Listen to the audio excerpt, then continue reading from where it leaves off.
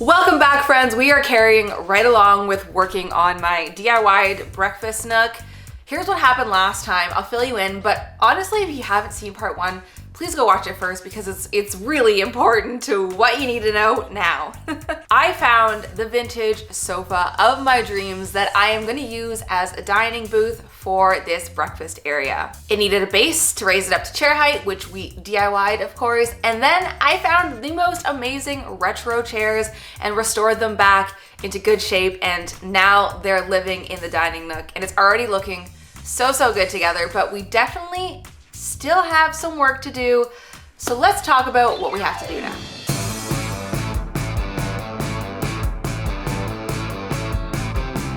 Welcome back to the series where I challenge myself to use thrifted materials and a love of all things retro to DIY our family home from this farmhouse to that 70s house. So most importantly, we need a dining table. It's not a dining nook if there's nowhere to dine at, therefore we need a table.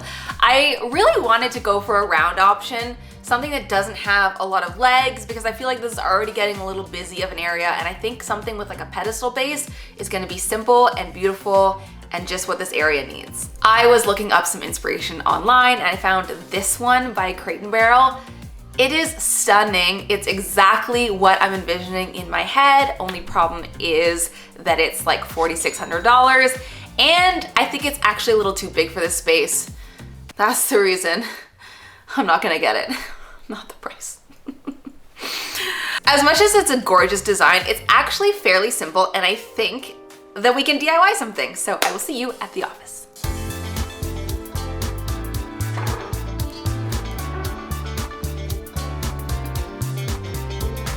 Okay, I am here today at the office because this next project is gonna be a little bigger, a little messier, and I think it's better I tackle it here, but it's something that I am so excited. First of all, let me show you this table I found.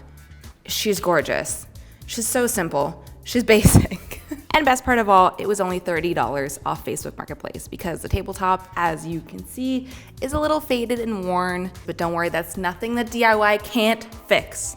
So this DIY falls in the category of my favorite projects to do, and let me tell you why. The end result is ideally gonna be something that is so sophisticated, very in style right now, but it's something that you can make with an item that's easily thriftable. You can so easily find a basic wood round table secondhand. That's all you need, and we're gonna make something really cool with it. Sometimes I'll admit I do DIYs where the base piece that I'm upcycling is very specific, very weird, very random, and odds of you finding that and doing the same project are slim. But in this case, we're starting with something that's easy, it's accessible, and it's gonna look great, and that, my friends, is why this is my favorite kind of DIY. I guess all that being said, if you do end up replicating this DIY, please tag us, send it to us on Instagram, show us the TikTok of you making it. I love to see your recreations of our DIYs. There is nothing that gives me greater joy. All right, I have rambled enough, my friends. Let's get into upcycling this table into my dream pedestal wood dining table. I already had this table in pieces from when I picked it up in my car, but if you're following along with a table of your own, the first step would be removing the tabletop from the legs. To make the cylinder base, I'm using a 12-inch wide sono tube from the hardware store. This is about $10. I estimated how tall I'd want my table to be and then cut the tube down to size using a power saw.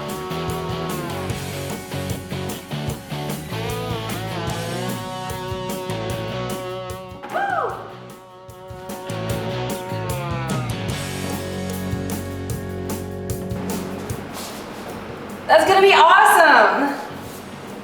This might just look like a regular sheet of plywood to you, but check this out.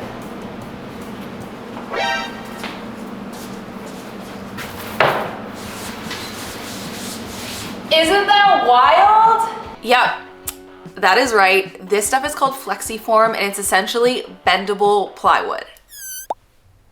I really wanted my pedestal base to have a matching wood grain to the tabletop that I already have. And normally to do this, you would use like a wood veneer that's super thin and bendable, but I wasn't able to find any sheets that were both tall enough and wide enough to wrap around the cylinder. So this FlexiForm is my next best option. I have never used this product before though, so let's see how this goes. I'm tracing out how much of this I'll need to wrap around the entire tube and then cutting it out. The FlexiForm is kind of hard to put on a table and cut because it's so bendy, so instead I'm cutting it directly on the floor. I'm raising it slightly off the ground with some scrap wood underneath and then setting the depth of the saw to be shallow enough so that the blade cuts just through the plywood and doesn't hit the floor.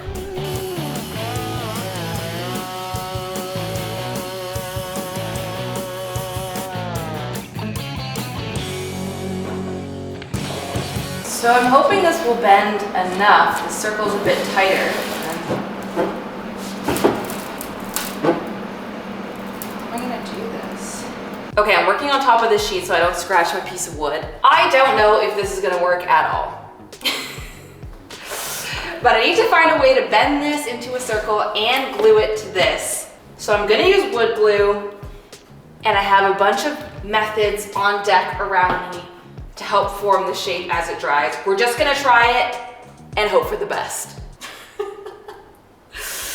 All right. Good news is I have more of this wood if I mess up, but I'm not putting that into the universe today. Because once I get this gluey, I think it's gonna be impossible to move around and work with. I'm gonna glue and nail just the edge on here just to start, then we'll flip it over and cover the rest in glue.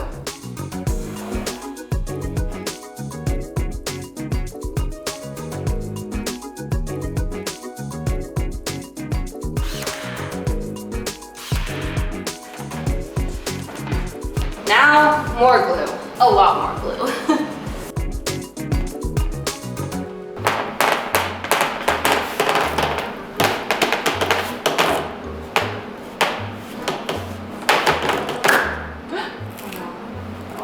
Oh no. Shoot. No, my nails came out. Glue is dripping. Oh no. Oh no. Glue is dripping everywhere. The nails really didn't hold it. But we're just gonna move on before this glue dries. Something like a ratchet strap would be perfect in this scenario to pull it together. I don't have one, so I DIY'd one. I'm gonna use some rope and 2 clamps to hopefully, oh, it fully fell over. Hopefully pull it together in a tight circle. Okay.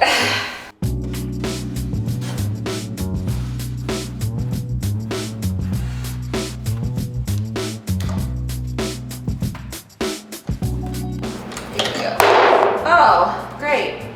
Let's see if this DIY ratchet does anything. Okay, so the front honestly looks great. That's just a little wet spot because I was trying to wipe off some wood glue. But when you look at it overhead, you can see that where the 2 edges meet, it's not a tight circle. And I could leave it like this, put this at the back of the table, and you might never notice it, but I do want to try and fix it while I'm here. So here's my thought. I'm gonna take a piece of wood and slide it behind the back here, and then use a wood screw and screw through the back wood here into this piece and hopefully sandwich this tight together so that these 2 edges where it's not meeting nicely get pulled together. We're gonna try it.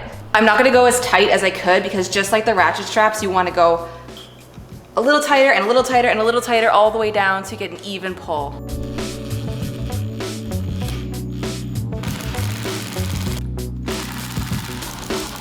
I've already decided there's gonna be an ugly side, but it's gonna be secure. So in hindsight, I would just skip the attempt with the nails at first and go straight to wrapping the tube with the glued up FlexiForm. If at all possible, this is probably better as a 2-person job, so if you have a second set of hands, it might go a little better than my attempt. But that's not to say that you can't do it yourself because, spoiler, this does end up working out. So while that glue is drying, let's jump back to the tabletop. I'm going in with a power sander to sand the existing finish off the tabletop and to remove some of the worn down areas. Then I'm staining it with a darker stain to match the rest of the wood tones already in the breakfast nook.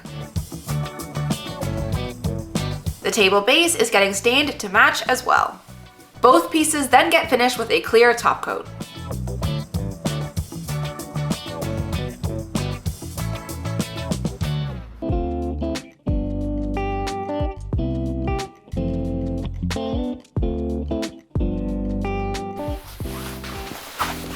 Okay, hi. I am back at my house with all the parts for the table, but I have not yet assembled it because there's one thing I think I need to do first. I'm in my garage. I'm gonna be working in my garage. It looks like we're in the middle of like a lumberjack office. I guess we kind of are. We've been using our wood stoves a lot. So let me tell you what I think the problem is. This base of the table is extremely light. The top of the table is extremely heavy. I think if I just screw them together, it's gonna be really top heavy and probably will tip over if you lean on it at all, which is not great. What I think I wanna do is actually mix up a little bit of concrete and just pour it in this tube and make the bottom of it really heavy. And hopefully our table will be less tippy, so let's get to that. Guys, this really is the DIY lifestyle. Using whatever you have on deck to make what you can. This bucket's been sitting out in the snow, so has this shovel, but we're gonna make it work. The good thing about the fact that I'm literally making the concrete just to act as a weight is that I can make the most basic concrete mix. It doesn't have to be pretty, it doesn't have to dry perfectly smooth, or even it doesn't even have to be that strong. It just has to be heavy. That's why I think I can get away with mixing my concrete in this really old bucket with this snowy shovel, because I think it's still gonna work for what I need. Now the base of my table as it stands currently is just a hollow tube. It's open at the top and the bottom, so if I dump concrete into it, it's gonna need somewhere to land.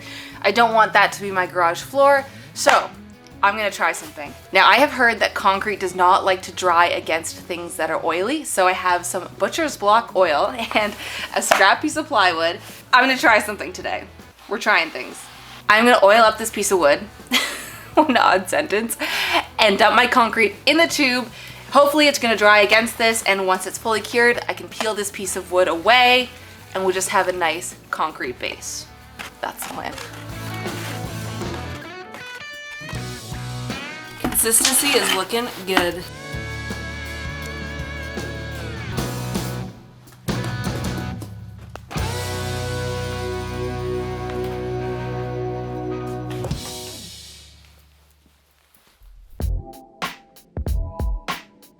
All right, from what I can tell, it's dry on the inside, but I don't know what happened underneath. Let's find out. Okay, I think that worked. Nice. And it's pretty heavy too, which is great. Okay. This is what the underside looks like if you were curious. That's the piece of wood that I had to use to screw it together, but.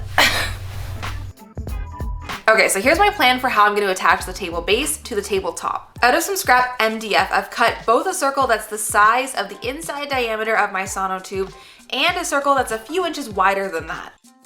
I've glued them together with some wood glue, and this is going to create the connection piece that I'll need. I popped the side with the smaller circle into the sono tube and screwed through the plywood sides into the MDF to hold this in place. Then the tabletop gets placed onto the larger circle, and I screwed up through the bottom of that into the wood tabletop. All right, table is built and it looks so good. It's super solid, and I am amazed how well this tabletop from Marketplace ended up matching with this bendy plywood. Like the color and the grain just looks good together, okay? What do you think of my table? It's pretty professional. Looks like you paid for it. I mean, kind of did. Paid for little pieces of it. I paid for parts of it, but now I think I'm ready to move on to this guy. I turned off the breaker. Thank you, you're the best. No guarantees if you get electrocuted. Let me show you one of my newest Marketplace finds that I am so excited for. I think it's really gonna just make this space.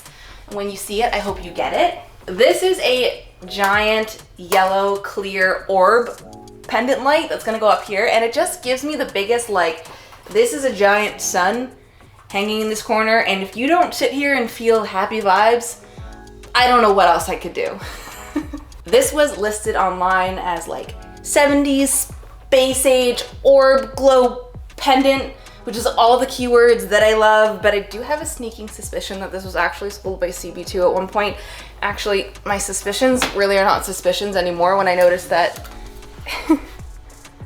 it quite literally has the tag for CB2 underneath here, but we're just gonna pretend that we didn't see that because it's cooler if I feel like it's actually retro. Let's just get this up because I am sick of looking at this, okay? Whew.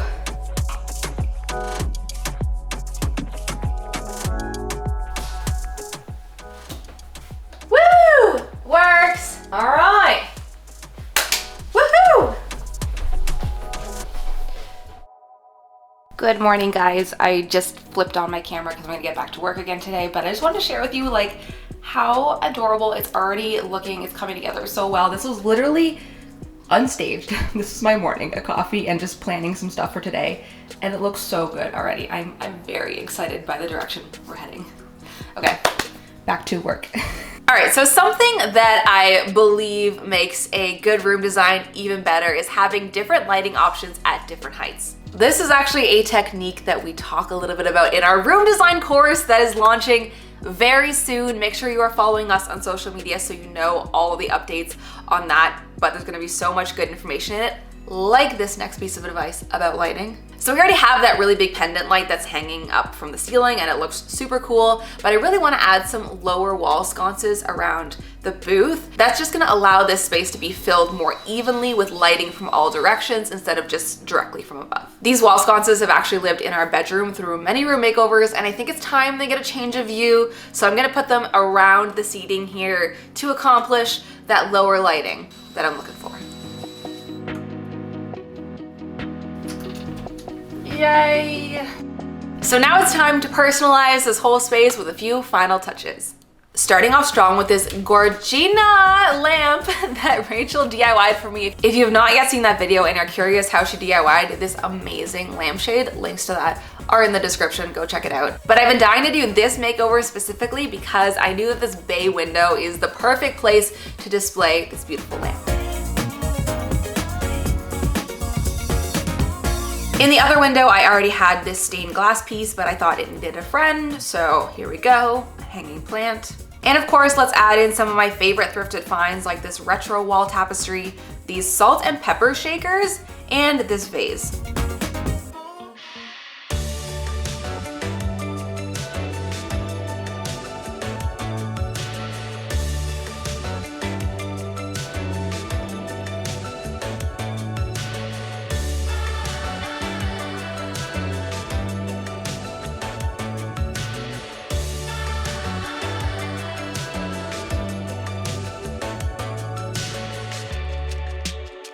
So here it is, friends, the completed breakfast nook. What do we think? Do we love it? I know that I certainly do. So I'm looking forward to hearing your thoughts in the comments below and over on our Discord, which if you did not know, we have a Discord and we chat about videos right after they go up. So head over there next. We can talk about this one. I want to hear your thoughts. With every makeover in my house that passes, I get more and more excited for the future ones to come because my skill levels just keep on rising. I have a really exciting one coming up soon, so make sure you subscribe to this channel so you do not miss that. And if you're looking for something to watch next, check out this room that I'm literally in. Whole makeover on this up on the channel. It's my office / games room. There is a whole, let's just say, journey that happened with a certain pool table. I'm just gonna let you watch the video to figure out what that's about. See you over there. Thanks for watching, guys. Bye!